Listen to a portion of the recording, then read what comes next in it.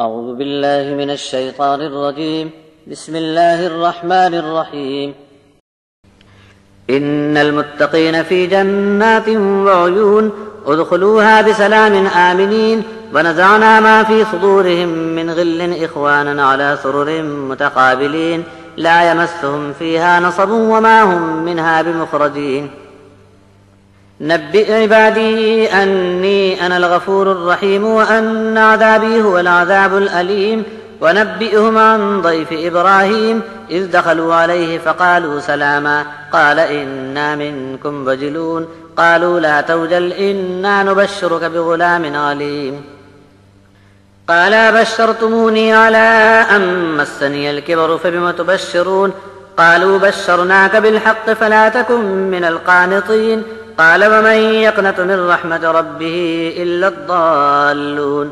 قال فما خطبكم أيها المرسلون قالوا إنا أرسلنا إلى قوم مجرمين إلا آل لوط إنا لمنجوهم أجمعين إلا امرأته قدرنا إنها لمن الغابرين. بے شک پرہیزگار لوگ جنت کے ایسے باغوں میں ہوں گے جہاں پانی کے بھرپور جھرنے ہوں گے. ان سے کہا جائے گا کہ سلامتی اور امن کے ساتھ داخل ہو جاؤ، اور ان کے سینوں میں جو کچھ رنجش ہوگی وہ بھی ہم دور کر دیں گے.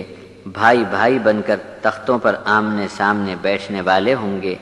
اہل جنت کو کبھی تھکان یا دقت پیش نہیں آئے گی اور وہاں سے کبھی نکالے نہ جائیں گے.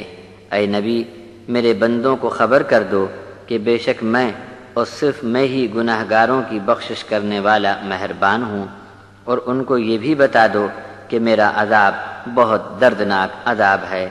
اور ان کو ابراہیم کے مہمانوں کا حال سنا دو. جب یہ مہمان ابراہیم کے علاقے میں داخل ہوئے تو سلام کیا. تب ابراہیم بولے کہ ہمیں تم سے کچھ ڈر معلوم ہوتا ہے. وہ بولے ڈرو مت، ہم آپ کو ایک بڑے ہوشیار عالم لڑکے کی بشارت دینے آئے ہیں. ابراہیم بولے کہ تم مجھ کو اس بڑھاپے میں خوشخبری سناتے ہو تو اس بشارت کی بنیاد کیا ہو سکتی ہے؟ فرشتے بولے ہم نے ایک سچی بشارت سنائی ہے، آپ نا امید نہ ہوں.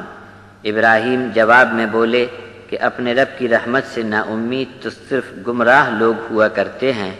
پھر ابراہیم نے کہا کہ اے فرشتو، اس بشارت کے علاوہ تمہارا اس زمین پر آنے کا اور کیا مقصد ہے؟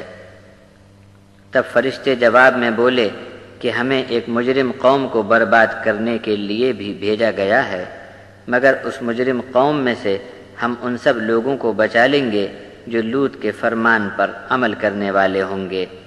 مگر لوط کی بیوی کی تقدیر میں ہم نے لکھا پایا ہے کہ وہ عذاب میں گرفتار لوگوں کے ساتھ ہوگی.